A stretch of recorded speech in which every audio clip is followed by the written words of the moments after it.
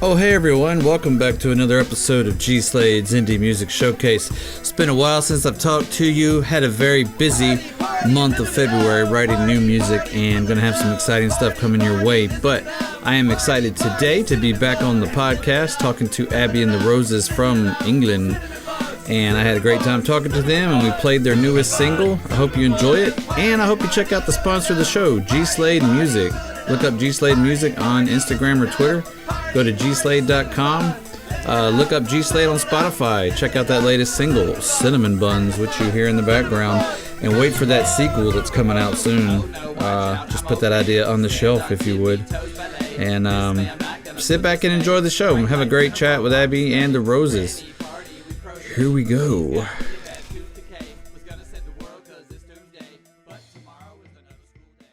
All right. Anyway, welcome to G Slade's Indie Music Showcase. I just talked to as many indie musicians as I can from all around the world. Really happy to have you guys on today. So I'm talking to Abbie and the Roses, and so we got Abbie. Hello. And Nave and Nick.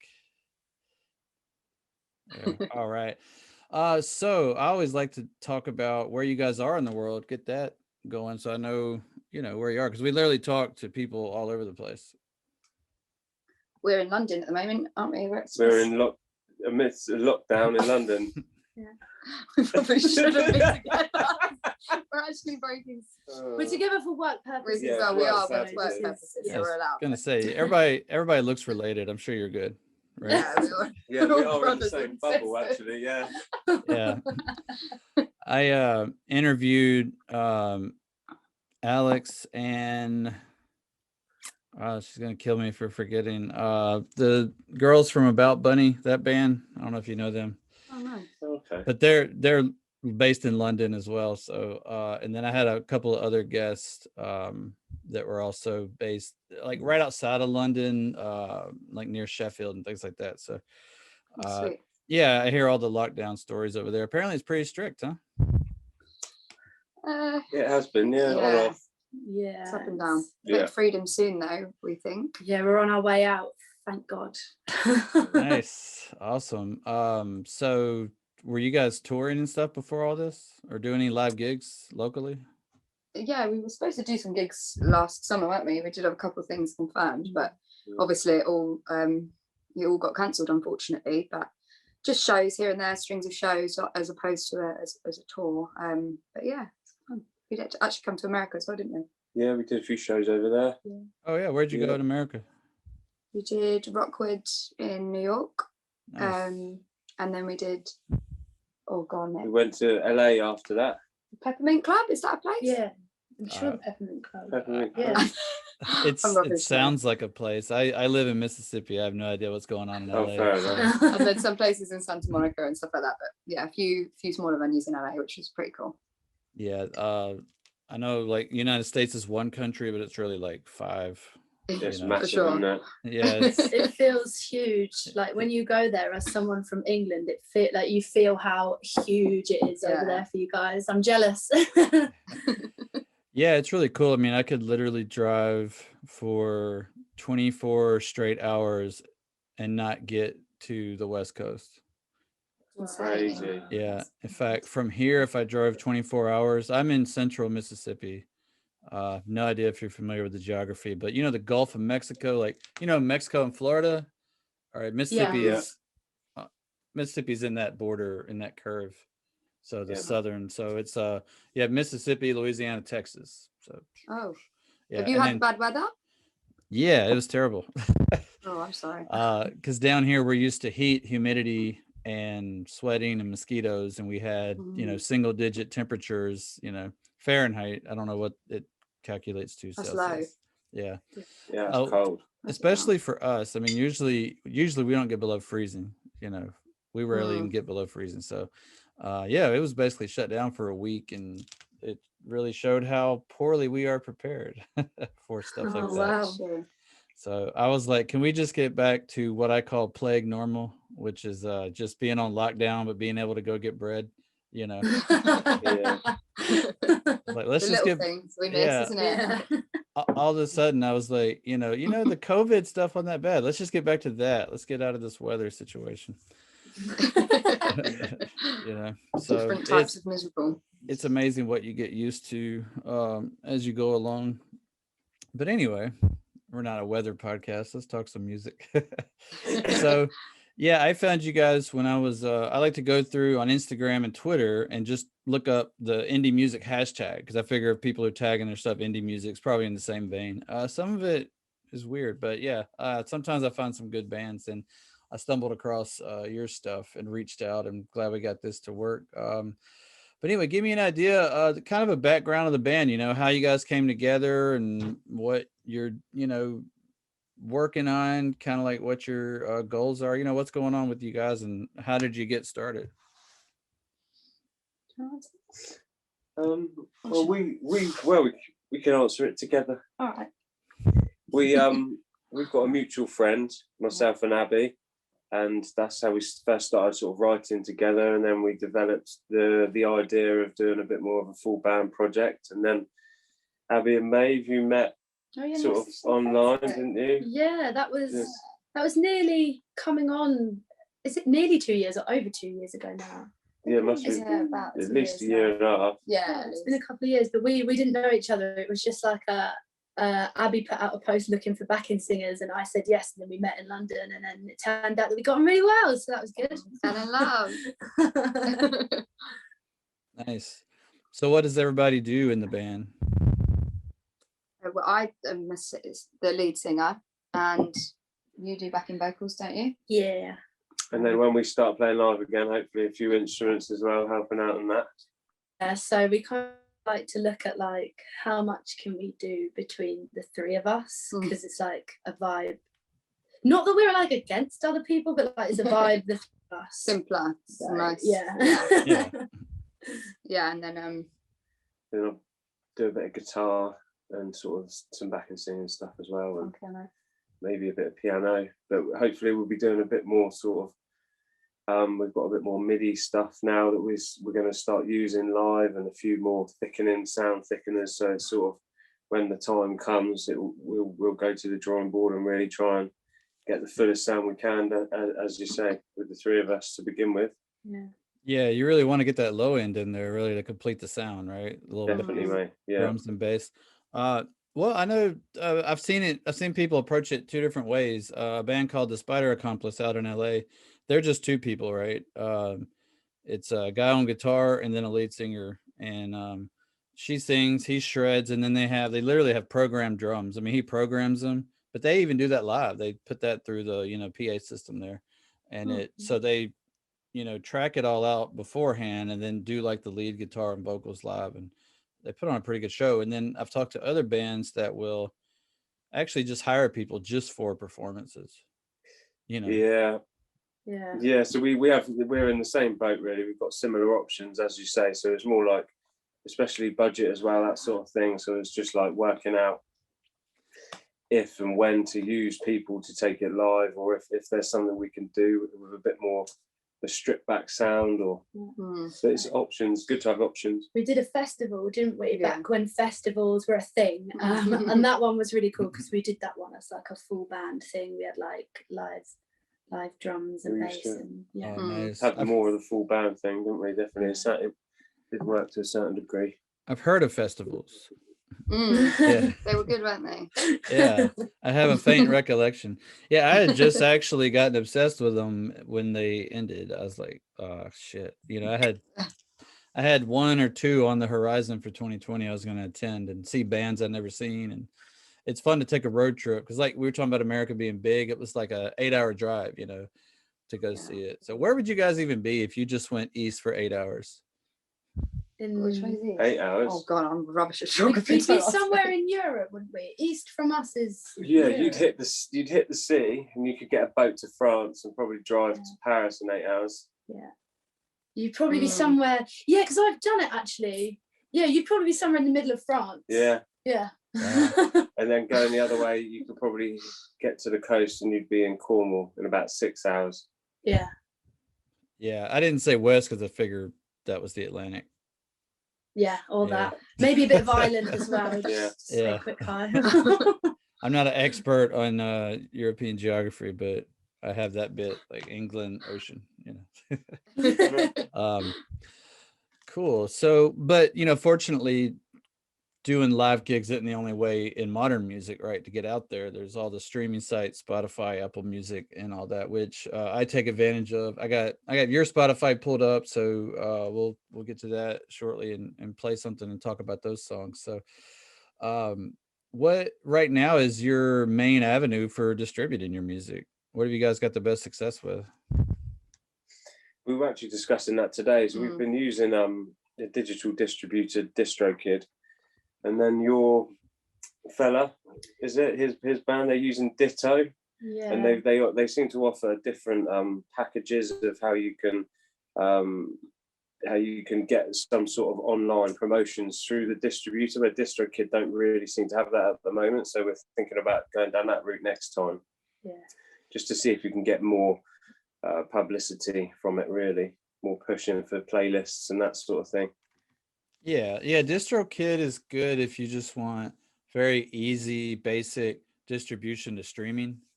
But you even got to pay extra for like YouTube and stuff. Whereas the first one I ever used was CD Baby. Did you guys ever looked at that one? Yeah, that one before. Yeah, it's a little more costly because you have to pay, like, every album is like so many dollars or euros or whatever. I don't know. What do you guys spend? Pounds. Pounds. I'm never sure if it's euros or pounds or whatever. We just have dollars. So anyway, yeah. So with CD Baby, it cost me about, I think it was like $60 every time I put an album up. Whereas with DistroKid, it's like $20 or $30 a year, and you can put out as much as you want, but there's not as much distribution unless you pay extra. So I guess it depends on what you're trying to get exposed to. Do you know where you're getting the most listens right now, though? I know for me, it's music wise, it's Spotify or SoundCloud, but the podcast actually gets more traffic on YouTube. What have you guys seen? Ours is Spotify, isn't it? Yeah. We do get, like, if we do any live filmed stuff, that's usually better on our socials. But yeah, for as far as like the tracks go, it's definitely Spotify. Sweet. So I'm looking at your discography on Spotify right now, and so it's all singles up here. You don't have like an album per se up? No, I guess the way the digital streaming's working at the moment, it's like you can submit your individual tracks for, say, playlists and stuff like that. So it's sort of, it seems to be, you lose out if you put just a chunk of music up there, because then people can lose some of those tracks within that. So it's better just to release them as a single by single, but they might still be part of that, like a core project, EP or album or something like that. Yeah, I think it's really hard if you're an independent band, because who's going to be out there waiting for an album to drop until you've got traction? So when you're trying to get traction up, I think singles is the way to go. Yeah, definitely. Right. That makes sense. You could kind of like release a single, get momentum, and then release another single to keep the momentum or grow it. Yeah, I guess I'm just, I don't know, it may be because I'm almost 40, but I just love albums, because that's what we had when I was a kid, right? Oh yeah. I do think we would one day. It's just we're not quite at that point with the audience fan base where we want it. So yeah, it's not just you that has that philosophy. I've seen people just like, there's no point in putting an album out. I've had people tell me, quit doing albums. I'm like, I like albums. I like the look, the aesthetic, right, of going to a discography and seeing, well, let's see what they sounded like on that album, and let's see how they changed for this album. And probably why I'm not famous, among other reasons, but I do think there's a charm in an album that you can't beat. Like I do, even though we release singles, I do like listening to albums. Yeah, 100%. Yeah, artistry in it, definitely. There's a story. It's nice to do. It's, as you said, that's part of the journey, isn't it? So you're probably getting towards that, building that exposure, so then you're not just dropping it to anyone and trying to push it. So as far as your writing goes, and I was talking about older bands and albums and whatnot. Who influenced you guys to even go from being fans to actual, performers and artists? My influences, well, my dad was really into music, so I sort of grew up listening to all of his influences, which was sort of Van Morrison and Fleetwood and the Stones and Beatles. So I was always had a very musical household and was singing from a very young age. So that's sort of why I wanted to get into it. But yeah, I don't know. What about you? Same. My dad was into music. He used to listen to like rock and roll and that, and Chuck Berry. Got a guitar when I was really young, and just always had it there in the background. And got into the heavy metal and that as a teenager, and picked it up, put it down, started writing songs about 13, and then, as I say, never really stopped. And then studied music, left it for a bit, but always sort of have it there. Really? Okay. What about maybe?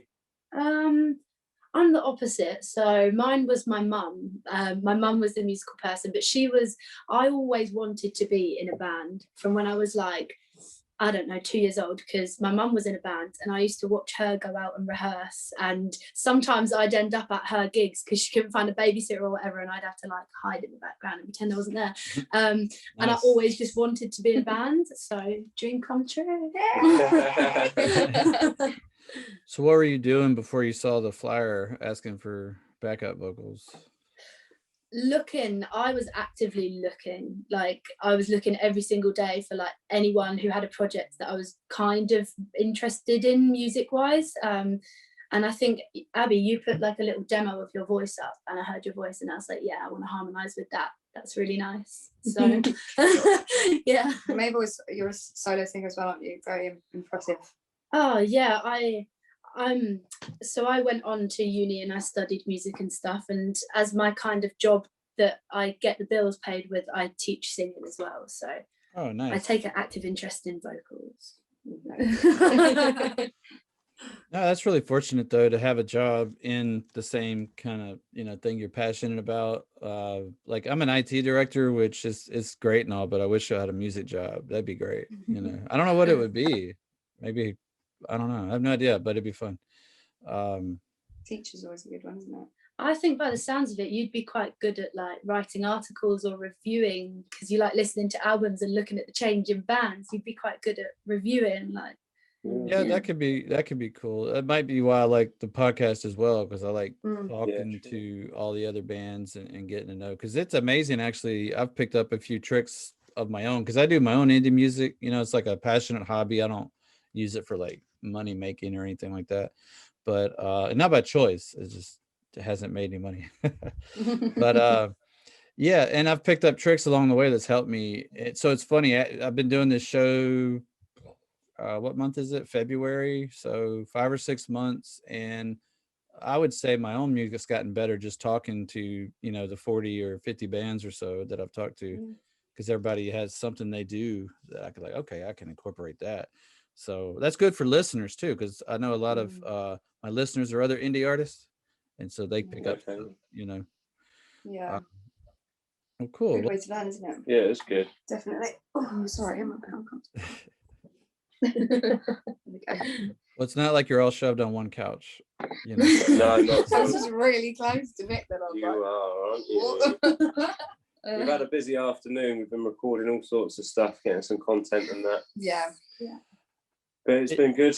Been pretty constructive. That's why we're all a bit sweaty and tired. No, we've had so many really tired. Sweaty and tired. Well, I'm right there with you, because my studio is kind of a building not connected to my house, and I have I guess we call it a window unit. I'm talking about, like a window mounted air conditioner.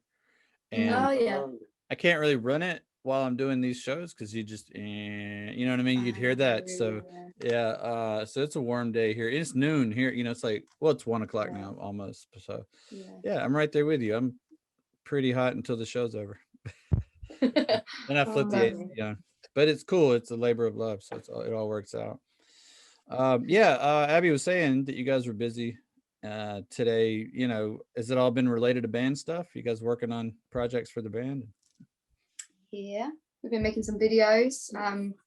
We're obviously, like you said about utilising the online platforms whilst we're in lockdown, we're sort of trying to do that and making lots of videos and content and giving people an insight into how we make our music and the behind the scenes behind making our songs and things like that, and then doing a few fun covers. So spent our day doing that, haven't we? Mm-hmm. We've got like you said that you got the Spotify up. Yeah. We had a song go live today, so it's just sort of trying to keep that, trying to get some momentum, keep it going, just getting a bit of a bit of traffic towards it, really.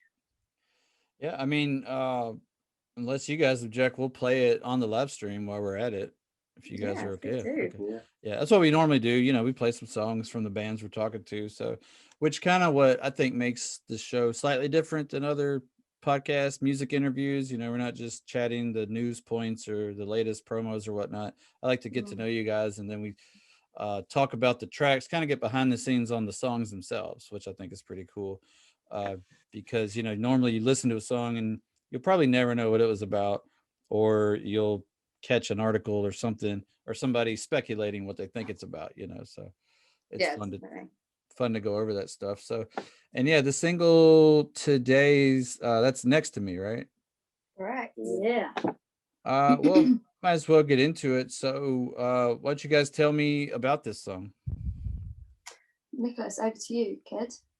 Well, the first lockdown, it was a proper lockdown as such. Like we were really isolated, and it was new. We didn't really know what was going on. So then I had Logic on my laptop, but I haven't really learned how to use it. So I spent just quite a bit of time learning how to do it, and just writing some ideas. And some of them, it was a different style to how we'd had in the band before. So it was a bit more like testing the water, whether or not they would be band songs. And this idea sort of stemmed from that, really. And then when we could get together, Abbie came over, we were sort of going over the tracks, and this one you took a shine to, I think, and then we sort of tweaked some of the words and made it more relevant or whatever, and put the second verse together, developed it.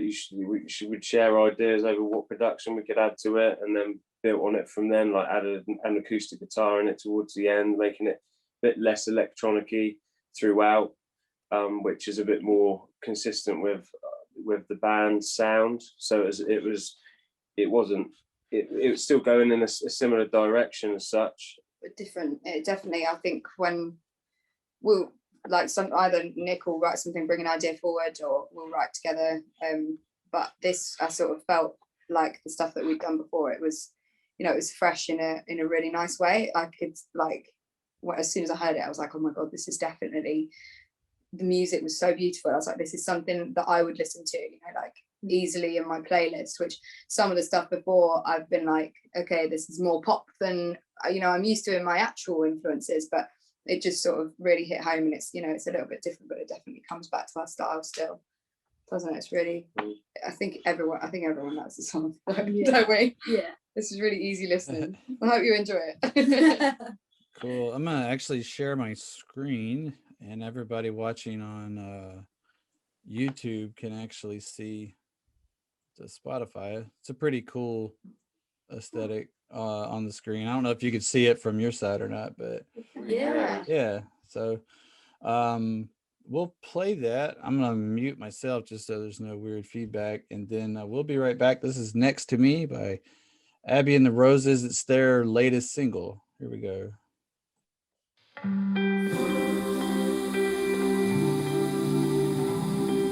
If only for your touch, did you tell just saying enough?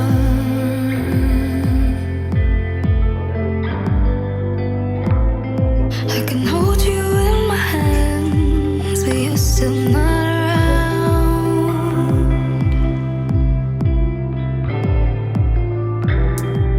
Don't make no mistake, I understand we've got to wait.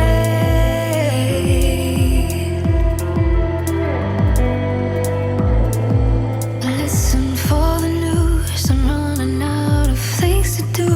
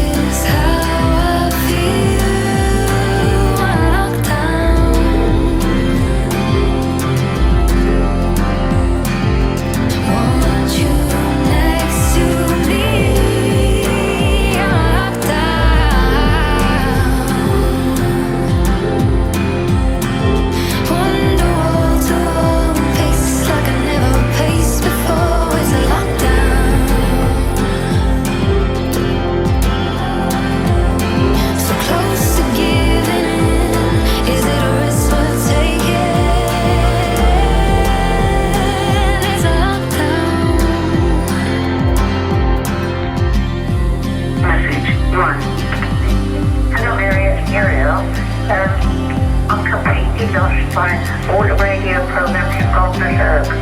And I can't remember whether it's Saturday or Sunday. For goodness sake, please ring me sometime and tell me which day it is. I do hope you're okay. Bye for now, my love.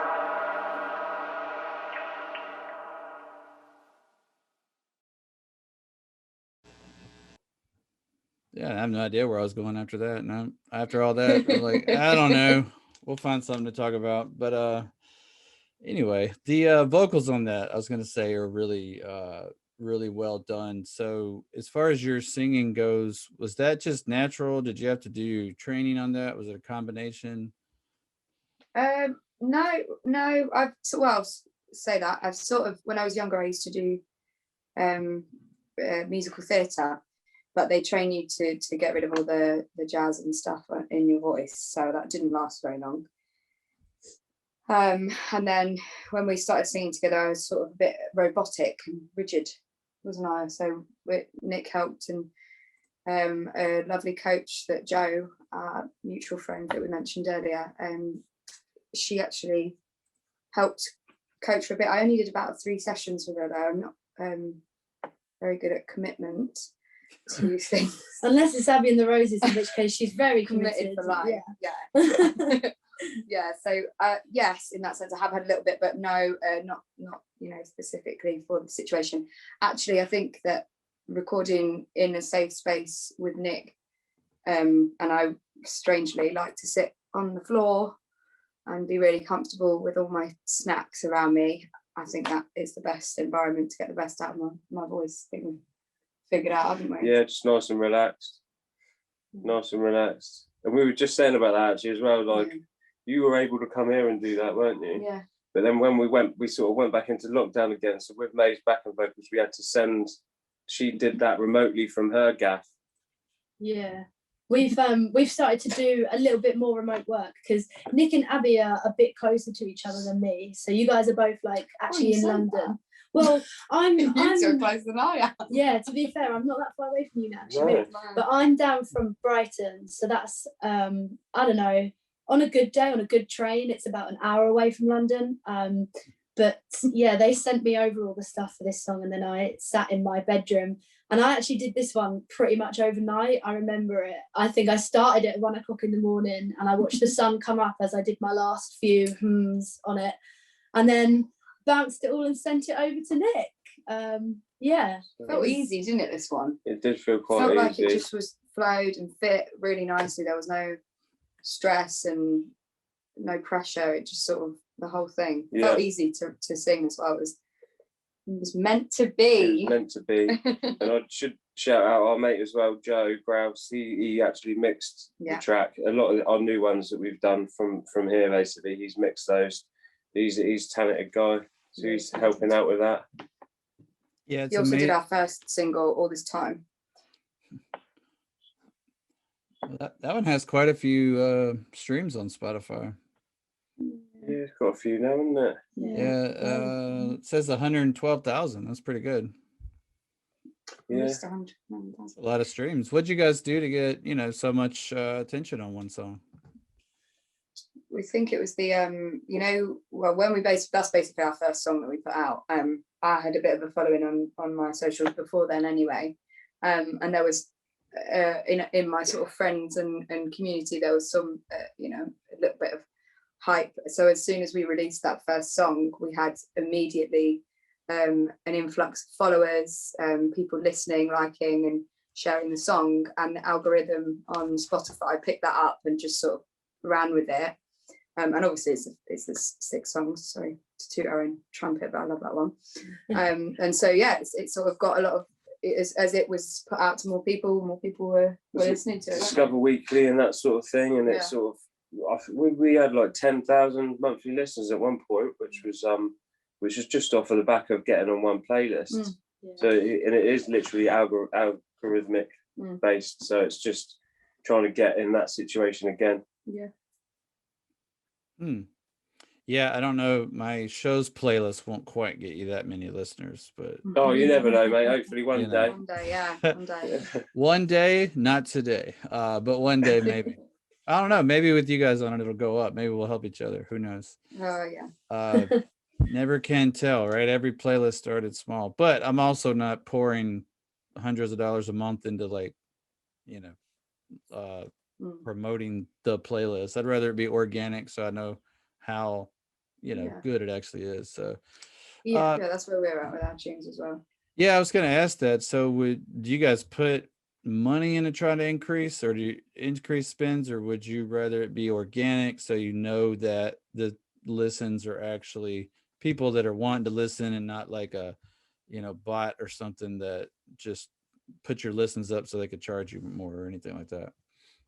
No, and we're definitely anti the, you know, buying anything that's not organic, but in the sense of I also do social media consulting. That's my sort of day job, if you will. And as far as putting money behind things in an organic way, so like advertisements and, you know, collaborations with different people, influencers and things like that, that's just in our eyes money to get us out to a wider audience rather than, you know, not organic growth. So yes, we do put a bit of capital behind it, but not in the sense that we're paying for fake listens or fake likes, because it just shoots you in the foot in the long run. Yeah. Is that good enough? Yeah, I think. No, yeah. that makes sense. Yeah. Yeah. I found that that's pretty common across most artists. My hang-up's always been like, you know, you could have a really great song that 9 out of 10 people that listen to it will like it, but they have to hear it, right? Yeah, exactly. Yeah. So it's Unless kind of you put it in front of them. kind of a catch 22. It's like, because, you know, I was reading something that the number of songs added to Spotify every day is like ridiculously high. I think it's 20. They get 20,000 a day, don't they? Yeah. That is And amazing. you're like, how am I supposed to stand out enough for people to hear my song? It's an interesting thing to think about when you sit down, and you could go on forever in your head about it and go mad. The other thing to make it even worse, whilst we're on it, I had this thing that out of those 20,000, how many of them are signed to record labels with a budget to promote them as well? So it's like you've got even more to battle against then, especially if you're not actually spending money promoting it. It's literally, you fall even further behind, because you're definitely going to be competing with a lot of budget as well. Yeah. So it's about clever ways to make your budgets go further, but to actually have the reality that if you're not going to allocate that, then it's going to be hard to expect anything, because it's just going to be luck then. Yeah. Interesting. Just to make it even more depressing whilst we're on it. No, it makes sense. One thing I like to do on Fridays is look at the loudwire.com calendar of new releases, and some of those are bands I've never heard of. They're not that big of a band or whatnot, but I'm thinking, you know, how'd they get on this calendar? Is that an agency that they had to pay? You know, some of them are big bands, obviously, you know, but I've also discovered some smaller bands that I was happy to discover. But then I'm like, how do you get on this list? You know, because there might be 10 albums on the list, but maybe, you know, like we said, you know, 20,000 songs came out that day. And on Friday, it's probably even more. You know, 20,000 is the average. So Friday is probably like a concentration, because that's like album release day, right? So yeah, I wonder how, you know, how like somebody like you or me or anybody gets like on these publications lists where it's not necessarily the label's release, but it's a music periodical, or if you will. And, you know, so to make it on that would probably be really useful. But, you know, how does one get on there as an indie artist? And you guys have any insight into that, or paying to pitch towards these places is often the case? I think you should never discount anyone you ever meet, right? Like, because when we used to do gigs and stuff, if somebody came up to me and spoke to me afterwards, I would always engage in that conversation with them, because whether or not they were just a fan that was there to say, oh, you and Abbie sounded great tonight, or there was someone that was there to say, oh, I'm such and such and I work for this company, like, sometimes you just end up meeting these people and they get you these really good opportunities, and you're like, wow, that just fell into my life. Yeah, random thing. We've had random. So we got we'd sort of worked with a PR company, didn't we? And then they popped us on. We got a an article with them, and then a company in LA had seen us when we were out there doing some shows, and were like, hey, we do a show on KDOC or KDOC, I don't remember how you say it, which is television in LA. So we ended up doing a sort of interview on TV, but that was just sort of flukily putting ourselves out there and trying to. But yeah, I mean, you can always put yourselves out to more people if you've got the money to do so. But I guess if you don't have the money to do so, then utilize the free channels and, you know, the socials and things like that, because there are people that are really good at that. The kids these days are really capitalizing on that, and especially while we're in lockdown and unable to meet people face to face, it's the best way. Now, I noticed one big thing. Well, actually, two big sites is one's Bandcamp and one is SoundCloud. Are you guys using either of those? SoundCloud we use, but Bandcamp. I don't think No. I've done before with a different project. Is it more about like promoting the your gigs and everything, tying it all in as well, that sort of thing? Or can you stream off it as well? Bandcamp, I don't fully take advantage of everything. You can post your music at no cost, for one, right? So that's a plus. You know, you can post like albums or singles, and you can have a library or discography. There's no limit really to what you could post. You can host your merchandise store there. Okay.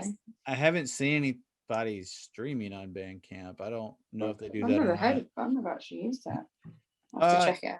It's pretty good. More of like, say you sold an album on Amazon and then you sold one on Bandcamp, you're gonna get most of the money on the Bandcamp sale.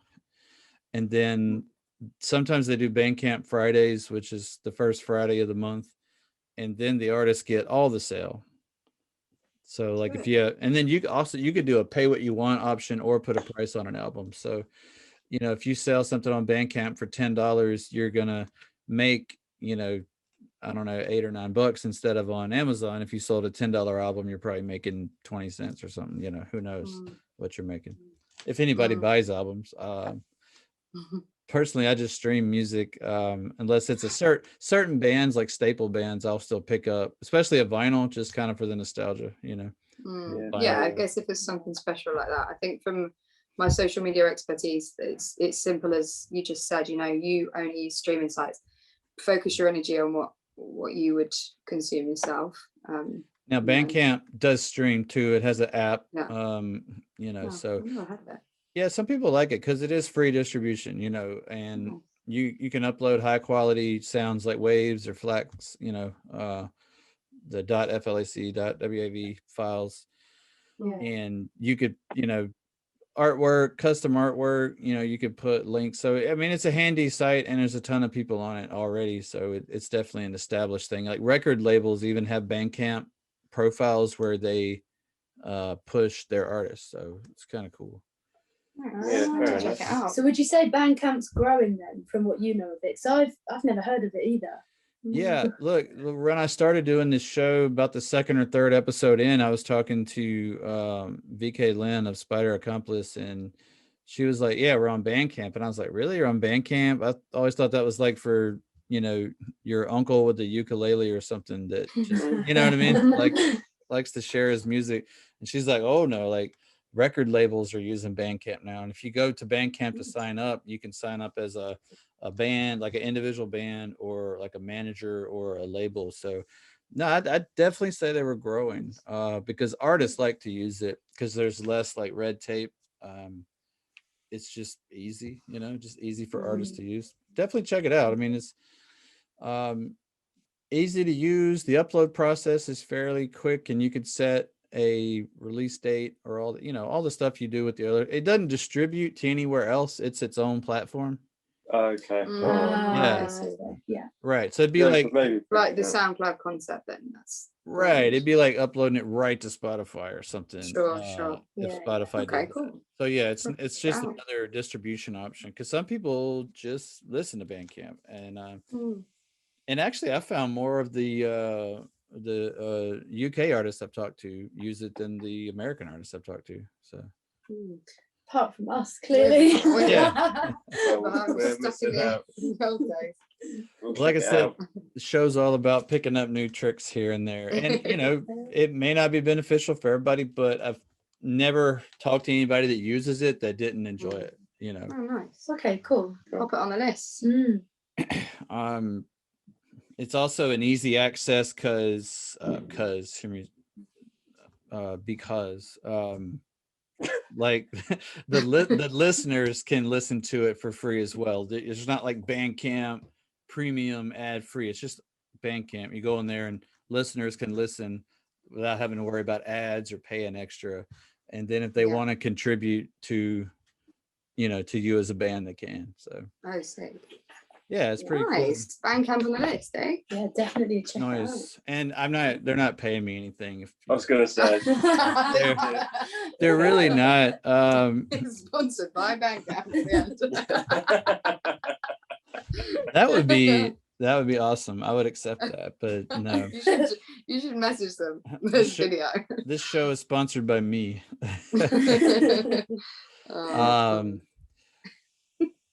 Which is pretty cool because you know, I get along with the sponsor very well. So that's always a good thing. it'd be funny if I canceled myself, but I probably won't. But anyway, one thing I meant to ask earlier. So the band name Abbie and the Roses, I could probably figure out where the Abbie comes from. Where does the Roses come in? I used to call myself Abbie Rose. That was my stage name as an individual artist. You don't say that, do you? Solo artist. Solo. We knew what you meant. Yeah. And then It was sort of. we just literally said, "Oh, that sounds cool." Oh, yeah, the Roses. Because then it was a bit like, okay, well, whatever or whoever's involved in, you know, taking it live or getting involved, it's a bit more like, you know, one solid thing is Abbie's going to be singing. Yeah. So then the Roses can become anything, whether it's, you know, one or it's two of us, or whether it's, you know, or when we had a full band, it's like the whole band, or if it's an orchestra, they could be the Roses. Ooh, yeah. Orchestra Abbie and the Roses. Right. So it's limitless. And the fans are the Roses. Everyone's the Roses. Yeah, all the Roses. You want to be a Rose? I'm totally Rose ready. I hope I'm You were gonna Rose. say no then. I was like, I hope. It's handy for us because it means that we've got like a good thing to decorate the stage with. Yeah. Like we have Yeah. these really pretty rose vines that we wrap around our mic stands, and it's quite unique to us. Like, yeah. if you want to be a Rose, you have to get the tattoo though. Sorry. What's it look like? I It's a Rose. I don't. I have sheet music and a big fish and The angel. Rose won't go miss then. Yeah, Join the Roses. You know you want to. Join the crew. I could probably get a cool rose tattoo. I could do like a shoulder piece, you know, like a big Right. rose. Yeah, nice. Sweet. Yeah, that's fine. You'll That'd be be in fun. the club then. If I got a rose tattoo, they'd be, oh, because you're prickly. Okay, I'd be like, no, that is not. That is not it. So what I got out of that explanation, Abbie, is that you want to be able to fire and hire people at will without changing the band name. So everybody's. I'm a diva, and I Right. just can't Yeah. stand you. You're out. Yeah. That way No, you well, can. then I got fired earlier anyway.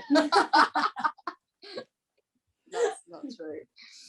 No, there's fundamental members, but yeah, I think more so to add more people would be great. That's the best bit. Yeah, definitely. More the merrier. Especially like a drummer. What was that? Especially like a drummer. Like Yeah. He's Whip- German. yeah, That's not a especially random thing, but welcome. We get a German drummer. especially a German. Especially a German. You definitely need German. Anyone, honestly, we don't mind. German, French, anywhere. Yeah. Do you have enough Germans in your band? Clearly we don't. You know, I don't think I've had any German guests. No, maybe you could hook us up. Maybe. Well, I know a couple of people from Finland. That's probably as close to Germany as I've talked to. That'll do. Yeah, that would do. Yeah. Us Close- would be close And then we'll enough, fire him. We'll meet a German. innit? And then I know a guy in Amsterdam, but he's not a drummer either. He's just another guitarist. So who needs that, right? Mm, Never know. well, More the merrier. You never know. We have had 2 guitarists on the go at some points in the history of the band. I'd have loads. More than merrier, like you say. So at this point, are you guys trying to learn any new instruments to add to it, or is everybody comfortable with what they do? I didn't mean to laugh. It's just that I have been privately learning saxophone at home, but I don't think that's appropriate to add to Abbie and Oh, Roses. why not say this now? Uh-oh. You guys can do some wham type stuff. I'm all for the saxophone. No, but on a serious level, is anyone learning anything new for the band? I've been learning guitar Have for you? the last 10 years and I'm still shit. Oh, sorry, crap. It's cool. It's not a kid show. It's all good. Oh, right. I thought you were going to bloop that out. No, I've got to learn piano properly because I can barely play. God. I can only No, play- you can. You're well I good. can He's only so play a good at the couple of piano. songs. I You're can play so- 1 or 2 songs that I wrote, and that's it. He's beautiful on the keys. He is. It's really nice. Every So time you he need to- picks up a piano. Need to learn how to play it properly. You are good there. it's pretty strong too if you're picking up a piano. Yeah, I know. I didn't Yeah. mean Big, it strong like boy. that. I guess like perhaps a baby grand could lift that. Yeah. Yeah, the good enough lever, like you can pry it up. It'd be a good time. So so you released a single today, like a quick transition there. I'm great at segues. That's a great segue into the next Yeah. topic. How often do you guys expect to be dropping new singles, keep that momentum going? I mean, I know Next to Me you'll be like 1 million streams, but you'll need something to follow up. That'd be nice. Would be lovely, mate. If We've you can got- help out with that. Yeah, we've got quite a few songs actually. We used the time, didn't we, last year to sort of get a body of music together, so we're ready. Yeah, we were hoping every couple of months. We're thinking. Is that Try and keep you it think building. that's the sweet spot, like every other Yeah. month or so? Yeah, like April, May vibes. Yeah, I guess if we look at what yeah. Mm. And with content, it's like you can drop something and then 3 weeks later you can remind them it's there. Then a couple of weeks later they've had enough of you just feeding them the same songs. So give them another song Mm. Right. and start again, Yeah. So and then throw it down their throat for a couple of months. No, a couple of months, and do it again. Do what? know, Sorry. scientifically, the more you hear a song, the more you like it. So you do have to keep. Is that true? Yeah. Can be, yeah. Yeah. Yeah. You ever I notice, heard like, someone- the first time you hear a song, it's weird, no matter how good it is. It's kind of like, oh, that doesn't, like, I don't understand this. And then the more you hear it, Mm. you get used I think to it. it's the same for voices. Like Mm. new people who aren't famous, I always think it's really weird to listen to them, but then you don't think it's weird to listen to Ed Sheeran because you all know Ed Sheeran's voice. You'll listen to anything he puts out if you like him. If you like him. Oh. Yeah. Have you heard that thing that apparently your brain decides within 5 seconds subconsciously if it likes it or not? No. What judgy brain? And then it's like if it's going to give it the time to really enjoy it. Do you know what I mean? Yeah. That's mad. That is mad. Didn't know that. Whether it's true or not. He's just made that up. When I realised it, when I noticed it, then I do notice it now. I'm like, Yeah. oh, I like it enough to listen a bit more and then see if I like the song and like the chord progression and the melodies. But within 5 seconds, you're like, Mm. do I like Mind what it it. is? Yeah. That's not good. Thanks.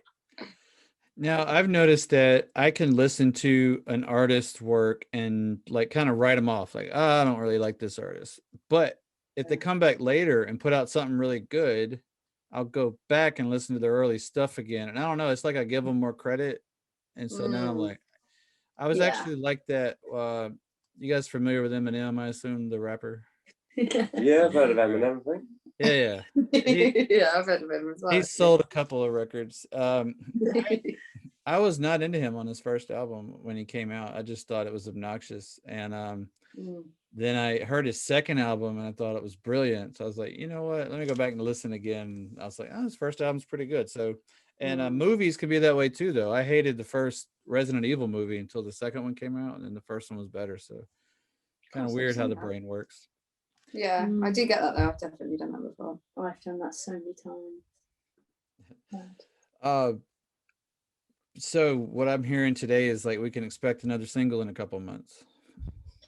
That's the plan. Hopefully, mate. Yeah, Mm. definitely. It'll be nice.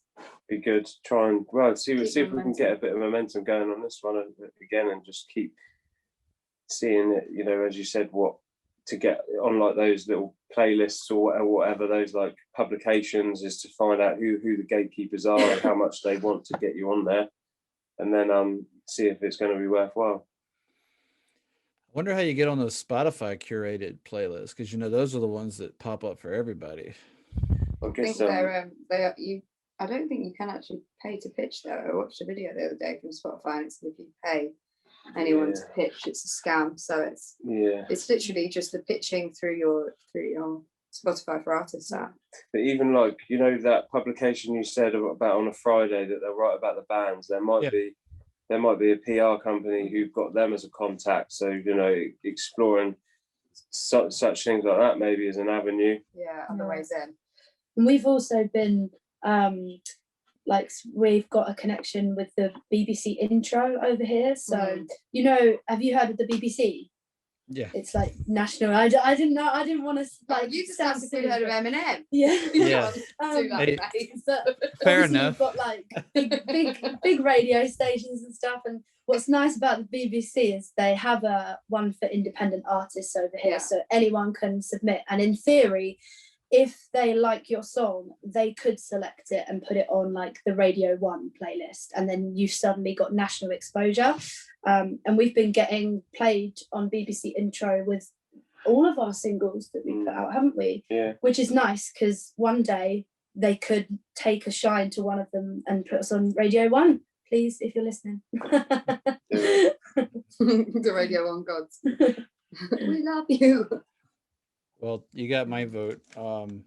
So if, assuming like everything goes back to like safe zones and everything, and you know, live music comes back, is that something you guys are gonna try to jump right into, or do you need, you know, to evaluate that when it comes, or is that even something you want to do right now, or are you happier in the vein that you're in, doing the digital stuff and the videos? It'd be nice to perform live. Well, personally for me, I would like to, but I think we want to, as we sort of mentioned before, that we'd simplified the sound, and you know, it's just the three of us trying to create this fuller sound on stage. I think we would want to make sure it's a really polished piece before we get back out onto stages. So that's probably something we'll be working on over the next few months, really. So if the world opens up this summer, well, England, then maybe we could do a few shows. Yeah, we just started working with a talent booking agent, and we did what was like 1 or 2 shows for them, and then the lockdown started. So it's sort of, you know, we've got that avenue to explore when the time comes. But as you say, just to get ready, get polished. So as far as the lockdowns, I mean, I'm not mistaken that England is, you know, an island, right? I mean, you could easily lock it down and just keep everybody for a couple of weeks. And apparently so, mate. Well, they could, you know what I mean? It's been right. a long time. But I think the thing is as well, because London's a hub, you know, the travel hub, so people transit from countries all over the world. It's one of the central transit points in the world. There's a few, and London was one of those, so it was harder to sort of contain that. Yeah, but they should. Yeah, they shut that down. Should have, but yeah, hindsight's a wonderful thing. Yeah, well, not to do us down as Brits, but there's also the argument that some people in this country don't really like following the lockdown. Yeah, no. Yeah. No, we do. We actually do really care. We do. This is the first time we've seen each other and been in person in months, isn't it? Yeah. Today. Yeah. Right. Because this is work related, so it's legit. Exactly. But there's no right or wrong answer, to be honest, when it comes to this thing. So I guess, it's definitely different ways things could have been done, but I think. And believe me, I'm not being judgy. I'm not being judgy. I live in Mississippi. Like, people barely wear masks here, you know, like. Yeah, it's a shame. We've got an end in sight now, so it's that's all we're looking just sitting it out. I think they're going to open stuff up in a couple of weeks, and then end of March. So we're getting there. The pub. We should be out fully by summer. Now are they dispensing vaccines over there for you guys? Yeah, they've already done like, I've what had was one. it, 13 million? Yeah, 15 million, I think. You're one of them. Yeah, made me ill. Well, I mean, yeah, it makes sense. Made me right. Yeah. I'm conscious. I know you mentioned travelling. I'm conscious of your train. I don't know what time you've got. We might. One of us has got to head off soon, mate. So I don't know. For a train, basically, I didn't know what time, how long the show goes on for, basically. It's up to you, man. I have no agenda, obviously. So no, it can go as long as short as you need. If you guys have to go, we've been talking for an hour. It's not like we're short of content. I don't know if you realize. Oh, okay, all right, nice. I was just conscious. I know that if it's getting, I know that yeah, of course. We want to make sure she gets. We don't want Maeve to miss her train. Basically, she's got to get back to Brighton. I do. I wanted to stay. No, yeah, but it's been sweet talking. Hopefully, we can chat again with a new release. In a couple months. And so before we jump off, though, if listeners want, because I'm gonna have this also on my podcast site, so Spotify, Apple Podcasts, all those people can hear the audio version, including the song, and it'll live on the YouTube channel. And so, where can people listening or watching find you, and what would be the best place for you to direct them to get to know the band more, discover your music? So, our social media, all of the social platforms, so that's Twitter, Instagram, Facebook, I forgot the names. We're at Abbie the Roses, and that's ABBIE the Roses. And then you can find us on all streaming platforms, which is Abbie and the Roses. You guys on TikTok? We are recently, Abbie the Roses again on TikTok. It's very new to us. We're just trying to figure out how we want to be involved in the TikTok app. It's a bit of a strange word, but we are. If you let your music go there, then other people can use it in the background of their videos, which is kind of cool. I have a goofy kids like song called Cinnamon Buns that I did, and my daughter wanted it on Spotify, so I put it up. And her middle name is Abigail, and I call her Abbie sometimes, so it's kind of a oh nice, that's so sweet. We are, our music is on Spotify, definitely. On TikTok, sorry. And so if you like look up your music, and then you could click and look at all the videos that use it, and these people were using like cooking videos or like goofy videos where they're making cinnamon rolls, and they had my song in the background, and I had no idea. That's so cool. That's cool. That's the way in. That's your fame right there. TikTok viral. And it's the dumbest song I've ever written, and it gets the most attention. Always the case. The case. We should write one. We'll follow you. Porridge. Porridge and banana. That would probably catch on because little kids would be like bananas. I've heard that song so many times because of my kids. When I take her home, she said, play cinnamon buns, and then I want to go check it out, man. Honestly, I think you can't forget the name Cinnamon Buns as a song name. That's sick. I'm gonna use a video, make a video with it later. That'd be excellent. Of my cinnamon buns. That'd be full circle. It's goofy. I just made a beat one day, and I'm like, I have no idea. I'll just put something stupid on it, and did a bunch of weird voices, and there it was. Nice. We'll check out. I hope you guys check it out. Today. Hopefully everybody else checks out Abbie and the Roses, the new single Next to Me. You guys go spin it. Not you guys as the band, but you guys as the listeners. I mean, you guys can spin your own music too. No shame there. We will. If you don't like it, who else will, right? So thanks for coming on, and hopefully we can talk again when you have some more stuff out. Maybe we could chat about that, and maybe you can go outside next time, or that would be nice. That'd be nice. Next time I speak to you, we'll have some freedom. But thank you for having us. It's been great to chat. All right, guys. Bye, everybody. Cheers, mate. Take care, man. Cheers. Bye. Thanks.